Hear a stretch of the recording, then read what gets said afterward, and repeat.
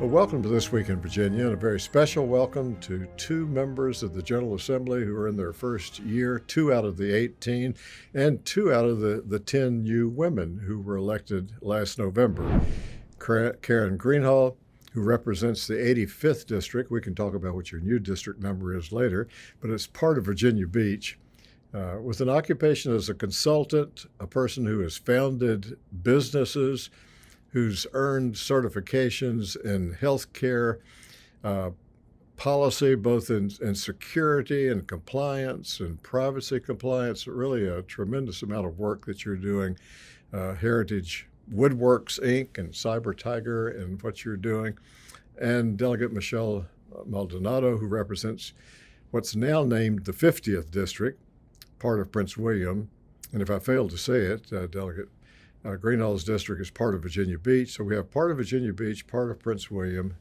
Delegate Maldonado is a graduate of Barnard College at Columbia University and the George Washington University Law School, and is a small business owner. And that's one of the things that I see in similarity between the two of you, is that you're both business women, and you're business women who have created things. And Delegate Maldonado is the founder of Lucencia, a business that designs and provides leadership and performance training and does a tremendous number of things. So without taking all the time to give all of your introductions, we'll send people to your websites where they can read more.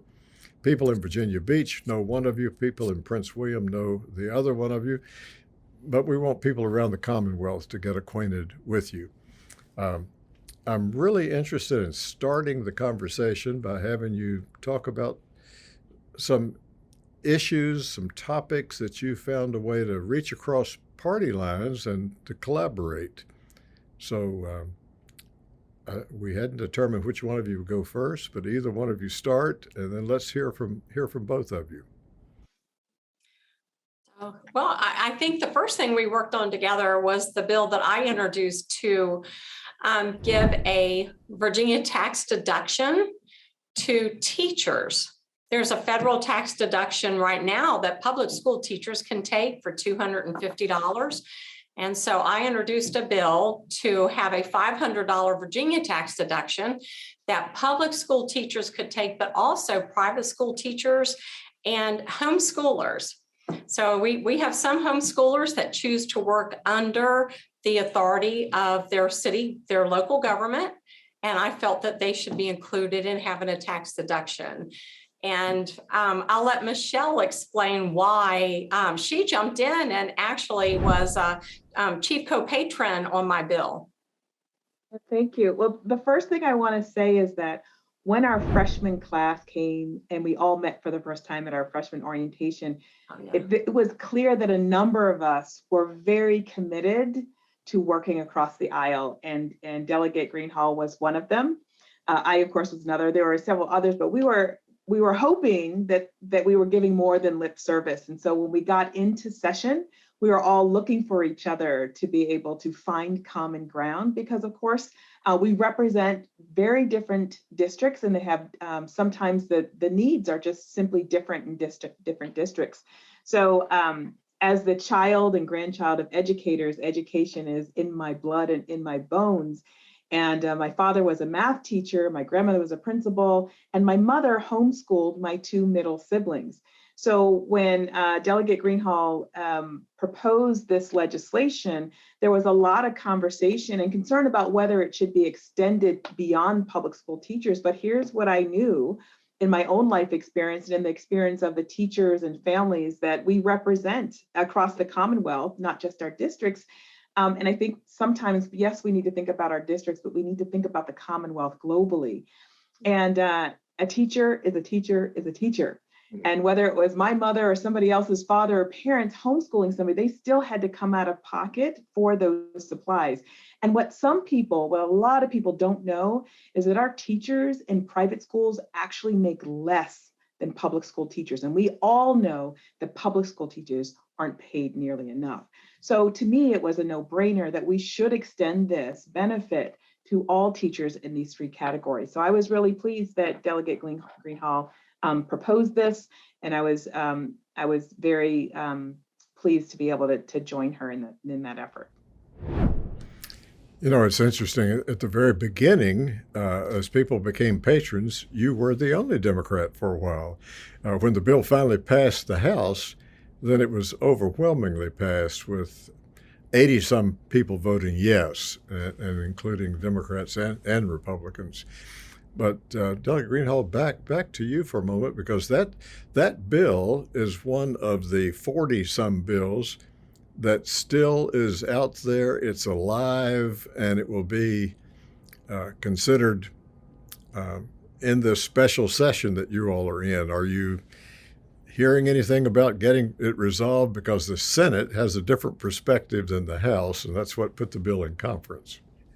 Well, it's in conference because of the budget issue. Even though it's a tax deduction, there's still a fiscal impact.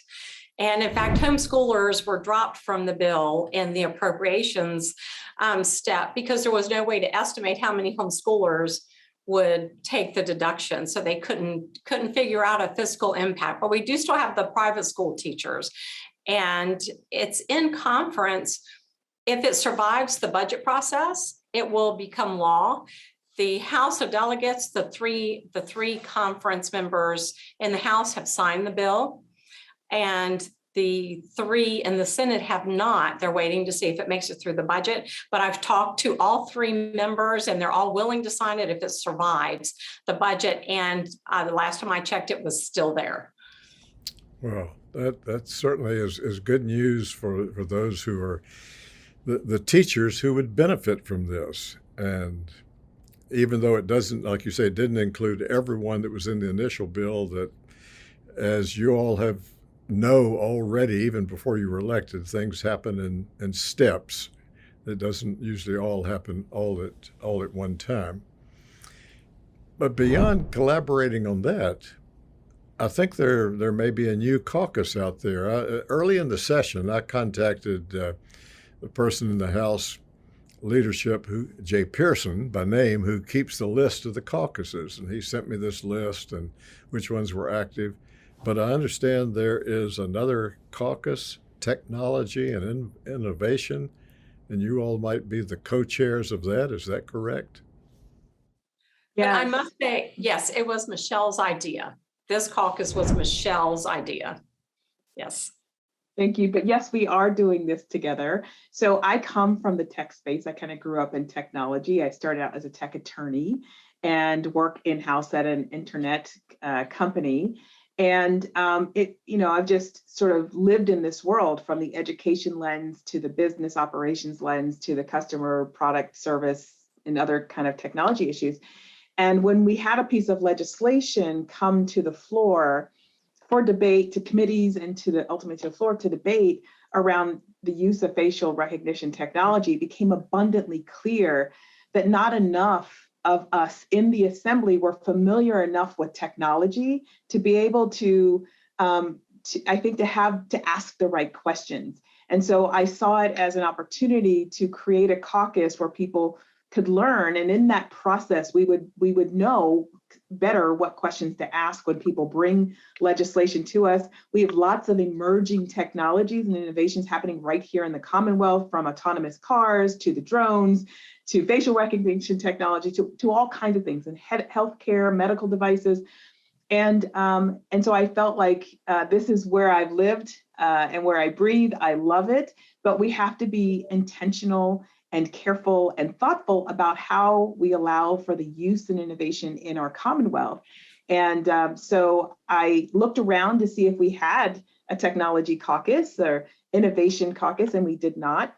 So I talked with others around both in the Republican and Democratic parties to see if there was interest, because I want it to be bipartisan. And then when I saw that there was enough interest, I approached Delegate Greenhalgh to see if she would like to be the vice chair as we launched it for our inaugural caucus session and term.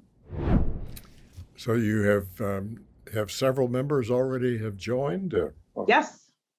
Good. We have several founding members. We've got, let's see if I can get them all right.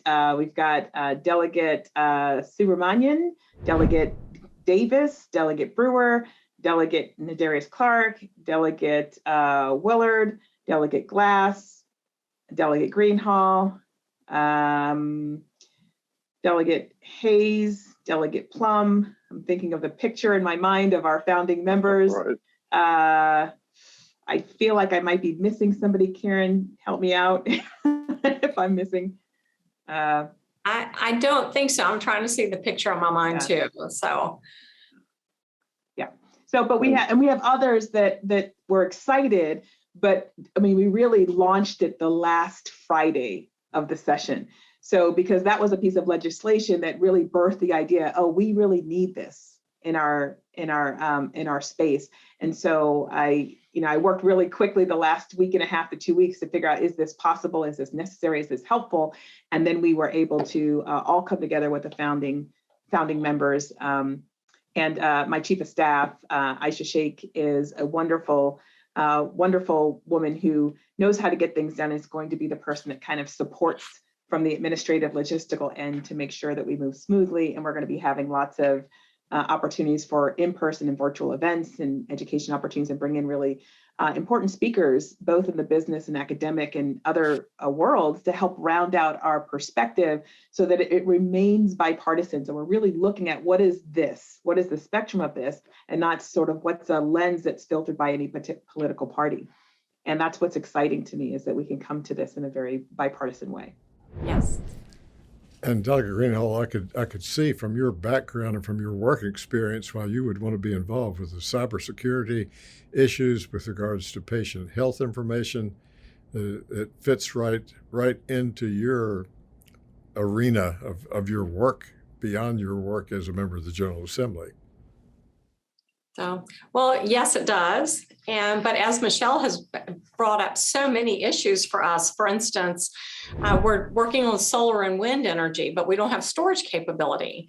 And so so the battery storage for the new energy sources is, let's say it's going to be very challenging. And then we have the electric vehicles. I was in a webinar just the other day about the security issues that they have with their, there may be legislative issues for us to address, but they could all just simply be regulatory or informative. It doesn't mean that we have to do everything through the legislation, but these are the representatives of the people working together to figure out what's best for Virginia. And I just think that it's a wonderful opportunity, and I'm glad to be part of it. Well, let me take you back to the previous year and go back to the time that you decided to run for the House of Delegates. And I think the viewers, they know your story in your districts, but I think it would be interesting to viewers around the Commonwealth, because people have different stories. But Delegate Greenhalgh, I'll start with you, then Delegate Maldonado. What was it that made you want to run for this full-time job that's really called part-time, and you're both successful businesswomen in what you're doing, and this takes time. So why did you decide to run for the House of Delegates? So I got involved in politics. I've always voted, always paid attention, but a few years ago I realized things were just getting off track. I felt as though we were we had too many professional politicians. That comes up a lot when I'm talking to constituents. And I think people like us, we know what it's like to raise a family. We know what it's like to start and manage a small business. As someone said, I've signed the front and the back of the paycheck. And so we just have the life experience that is valuable. We can look at these laws and understand what it's going to be like to live under these laws. And I think we are much more representative of the people of Virginia. Nothing against attorneys or people that are long-term politicians, but the two of us are in this because we think Virginia needs people like us. It's not a career. Both of us, we have families, and we've been successful in business, and we could very well just sit back and retire and enjoy our life, but we see a need. And I was in a meeting just today with constituents, and with the new redistricting, this gentleman won't be in my new district. But he was very pleased that I'm still working, reached out. I had talked to him before I won election and said, if I'm elected, we're going to solve this problem. And we just had a meeting today that's solving his problem. And that's just the kind of people that we are. And I think there are more and more people who want to be represented by people who understand what they need for every day, and rather than just what kind of vote is going to get you reelected. Thank you. I love the question, because there was a lot for me that went into why run, why now, why me? Mm-hmm. And it was not an easy question to answer. But what I found was, over a period of time, I agree with everything that Delegate Greenhalgh said, that all that is true. And there were certain points in our history in the last 18 to 24 months, for me, beginning with the crisis at the border. And I was looking at these children, and I kept thinking, these are the world's children. These are our children. It could be anybody's children at that border, but these are our children. And when children are impacted in such trauma-laden ways, those things last for generations. They certainly last for that child's generation. And so I began to get worried, and I started asking the question, who is standing up that is in there bringing the sides together, instead of fueling and stoking everybody being on such entrenched opposite sides, when in the meantime, right here, we have people suffering so profoundly. And so that started getting me thinking. I had no aspirations to be in politics. And then the summer of 2020, with Ahmaud Arbery, Breonna Taylor, and George Floyd happened. And that broke the country wide open. And again, I was asking, and we're used to seeing activists on the street and marching and doing all these things. But I was asking the question again, where are the high level government people who are standing in that divide to help us heal and come back together? And then January 6th happened. And that was the last piece for me that said, this country is pulled apart at its fabrics. There are things that we need to do better in our country, yes. And sometimes you have to break some things down in order to create room for the new. But I don't believe that we have to destroy one another to do that. I believe this is the time where we actually need to come together, because there are some really difficult conversations we have to tackle, and us yelling at each other isn't the way to do it. So I wanted to think about perhaps I could show up as another way of being in politics. And in my professional life, I work with Customs and Border Protection. One of the first places they sent me was down to the border. I work with UN conflict resolution specialists and humanitarian aid workers, and your average Joe and Jane who work here in nonprofits and corporations. All of us are subject to the human condition. And I kept thinking, there's got to be a better way. And what I was looking for was not only to be that, but also to connect with other people who wanted to be that. And some of the first thing people say is, yeah, I can do that, but we're not going to agree on everything. Of course we're not. But there are places where we're going to find common ground. And that's what I really care about, because our country doesn't live on the fringes. Our country lives broadly across the middle and the sides. And we need people who can do that and represent that as we bring us together to tackle these really hard problems. So that is why I ultimately ended up here. Well, I thank both of you for illustrating what really is best in the whole process. And because I was going to have a chance to talk with the two of you, I decided to wear a tie that I don't wear that frequently, because at times people of one party see the symbol of the other party, and that's not what the tie is trying to say. It says that elephants and donkeys are together. They're not fighting. There's American flag. They're on the same field, and though we could spend a half hour talking about areas that you differ in, and I think it would be quite cordial, but I think our viewers need to see that there are so many ways in which you do reach across lines and work together. Before our time would end, let me ask each of you to reflect a little bit about what you know now after living through the 60-day session and being in a special session and reconvene day coming up. Reflect on the session and reflect perhaps on anything that really stands out. It may be something that you expected, or it may be something that surprised you that you really experienced and learned during the session. So, Delegate Greenhalgh, why don't you start thinking about the session? Well, the most obvious is just how fast-paced it is. And it's not quite as simple, the House and then the Senate and then the governor. It's much more complicated than that because we have to talk about these bills. And it's like my teacher bill. There towards the end, I was standing outside where the Democrat caucus room was and catching people as they came out because we were so busy, I couldn't get appointments. And they were, but everyone was very willing to have that conversation. And I can sit, I won't say what, but there are quite a few people that I had very meaningful conversations with. But if you saw them on TV, if you put a microphone in front of someone, they're not the same person as they are in a nice, calm conversation behind closed doors. And that's where the work is being done. And that's where it needs to be done. I think the media and the attention drawn, as you said, to the conflict is not as helpful. And I want people to know that we make our own decisions, where we make our choices on how we vote. And we do have very meaningful conversations in private that are very amicable and fruitful, I would think. Thank you. Delegate Maldonado? I did have some wonderful conversations. I would say that relationships matter.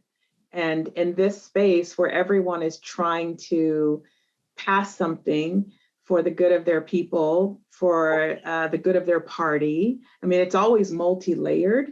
That I was really thankful for the people on both sides of the aisle who are willing to be in dialogue.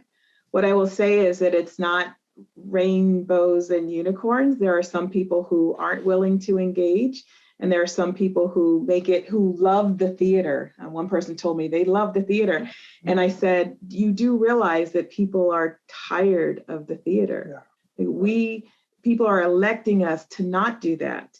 And so, it's a mixed bag, but I will say that I think that most people are well-intentioned, but the thing that I go back and I remind people is that intention doesn't always match impact. And so it is up to us. It is a duty, it is an obligation to make sure we are assessing and reassessing and making sure that our intention is matching our impact. And I think if we do that and we remember our why, then being in the legislative process becomes a little bit easier. Not easy, but easier. So I say that to say that piece of it, that other piece of not everybody being all on board was not surprising, but being in it is different than hearing about it. Yeah. And so I just hold the invitation out that we all choose collectively to show up in a more unified way. So that we can do the good work we are elected to do. So how does your district change? It's now 50. What's the number, and does it change much at all? Still part of Prince William? Yes, it is still part of Prince William. So currently I'm District 50, which is part of the western side of Prince William County in the city of Manassas. And Manassas, the new district becomes District 22, and that goes further west and down. I don't have the city of Manassas in that, and it becomes a little bit more red, a lot more red in that district. And what I would say is that even in those places, what I share with people when I ran, I was appealing to people across political lines. Republicans, independents, and Democrats voted for me. And so I think there's a lot of conversation and a lot of bridge building and a lot of connection that can be made for anybody in District 22, Democrat or Republican, that runs in this seat. And Delegate Greenhalgh, how does the 85th change? What's it becoming? Well, the 85th becomes for me, the 97th. And they basically cut the 85th in half. So I have half of my original district and then the other half is new. So right now I'm trying to cover what we call the old 85th and then the new 97th and then the overlap, because I don't want to leave out the people that will not be in the 97th. So I'm covering all three sections right now. And in the same task, when I go to a door, I say, what's important for you? What's important for your family? What do you want for your business? Do you want your children to be able to start a business or be successful in college? In which case we get into an education discussion. And we find that typically we have the same goals. We want the same things. We want strong schools and safe neighborhoods and opportunity for our businesses to grow. And that's where we start. And it's a representative form of government. And it's so important to me to really know the people that I represent in my district, which is why I really love walking doors and going to events where I can talk to people face to face. Even if we don't agree on details, they know that I care and that I'm approachable. They can get hold of me, and I do listen. I do listen, and we can always have a conversation.